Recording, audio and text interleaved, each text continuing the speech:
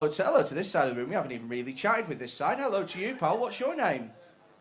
Toby. Everyone say hi, Toby. Hi, Toby. There's a lot of love for you, Toby. You seem like a top lad. Toby, who are you out with? Who's the crew? Your girlfriend what, sorry? Bijal. Nice to meet you, Toby and Bijal. And your boyfriend girl. How long have you been boyfriend girl for? Just over a year. Okay. We don't give a fuck, apparently. That's... that was just apathy, wasn't it? And we don't care about Toby and Bijal's happiness. How did you both meet? Tinder. Oh, mate, that's who messaged who first? Oh, what was your opening message, Toby? You're far away. Really coming across like a stoker there, Toby, aren't you? You are far away. How far away was she, out of interest? 40-odd miles. Okay, and from that we can work out what your Tinder search radius was, so... Very good. Okay, you were desperate, but not fucking that desperate. You know, you see people whose Tinder radius is like 300 miles. Just touch it, just please. I don't care if you live in Aberdeen. Just touch my willy. Sweet. I'm from Skelmersdale. She's from Japan. It can work. It can't fucking work. Just meet some bitch at your local Starbucks. That's what you gotta fucking do. I love that, Jen, because you went, I'm that bitch, motherfuckers. How old are you, if you don't mind me saying, Toby?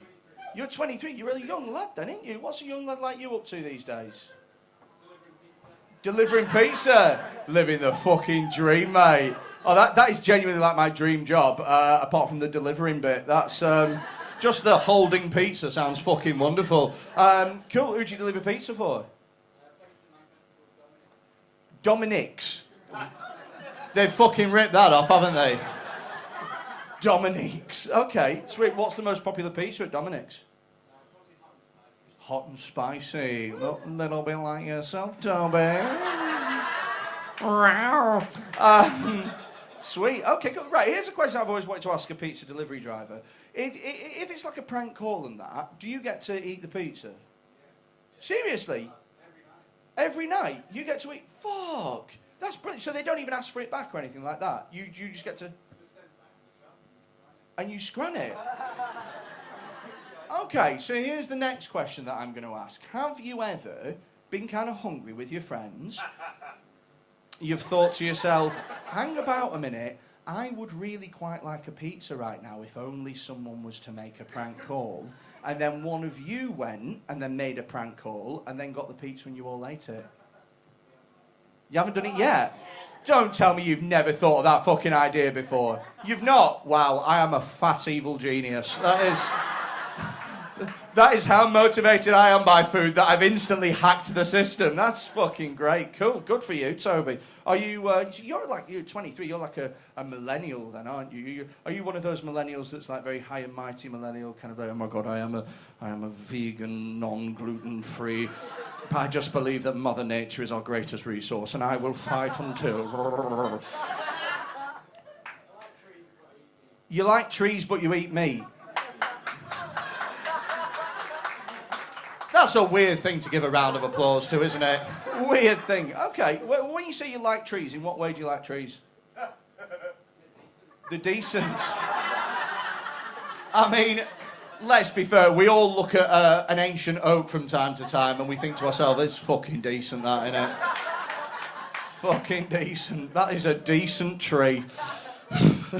Sweet. The only reason that I ask is sometimes you get young people at comedy clubs who are all fucking, I can't say that, you know what I mean, and shit. And I think that sometimes some people nowadays are just fucking, you know, like, I feel like people look for arguments nowadays. Do you know what I mean? Like, people actually look for things to argue about. There's a big argument at the moment. Have you seen the argument about transgender athletes and what sport they should compete in? Have you? Oh my God Almighty! Well, if they identify, but that's not fair. Look, here's the rule. If you've got a dick, you're in with the men. If you've got a fanny, you're in with the women. Done. Oh, but what about a transgender dick, men, vagina, lady? Sorted. But they can't accept that it's that simple. They always have to take it to a place that had never fucking exist. They always go, oh, but what about someone who isn't trans, who has gender reassignment surgery to create an unfair advantage? What?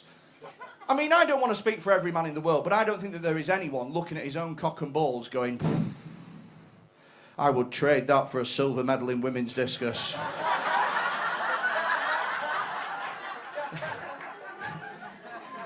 Do you ever reckon that there's some failed athlete somewhere, some failed athlete that's driving home late at night just after he's lost a race, and he's driving home and he's thinking, if I just crashed the car now and I ended up crippled, I would fucking smash the Paralympics. Fucking clean up in every subject. So, it's a different time though, isn't it? I guess we've got to be just like, you know, we've got to be a bit more supportive. Do you know they're teaching, there's a big route at the moment, they're about teaching LBGTQ studies in schools. Have you heard about that one? Where do you stand on the matter? Do you think you should teach it, or do you think that you shouldn't teach it? Well, the thing is, I mean, I think that they should totally teach it. I think, but like the basics, do you know what I mean? Like, the arguments I don't find make any sense. People go, oh, well, there's just no time. There's just no time to teach it. There's just no time in the curriculum, really. Because I seem to remember at primary school spending 6 months learning how to play the fucking recorder. I think 2 hours a week. No transferable skills whatsoever. I've never once been at a job interview and they've passed a recorder over and gone, do Frere Jacques now.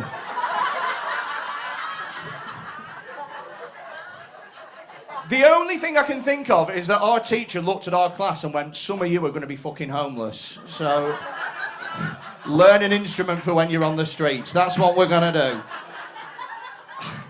I just think it's ridiculous. I don't know. It's the thing as well, is that they always say as well, I think that they're worried, like parents and things, I think that they're worried that they're going to learn about LGBTQ and then they're going to take it home and they're going to start practicing and doing it at home. But that just doesn't happen. That will never happen. And I'll tell you for why. Because you know what else they learn in school?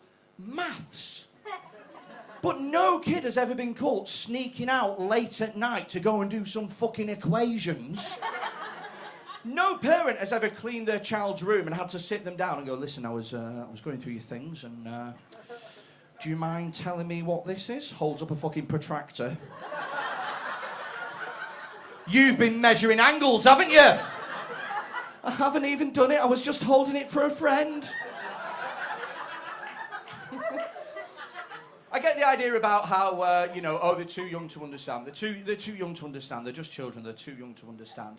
And, look, they should learn the basics. You know what I mean? Like, sometimes men can love men. Sometimes women can love women. What's too hard to understand about that? Like, I agree that they shouldn't go into any more detail. I don't think anyone's going to sit 5-year-olds down and teach them about fisting, you know? I mean, why teach them something at school that they're just going to pick up at church?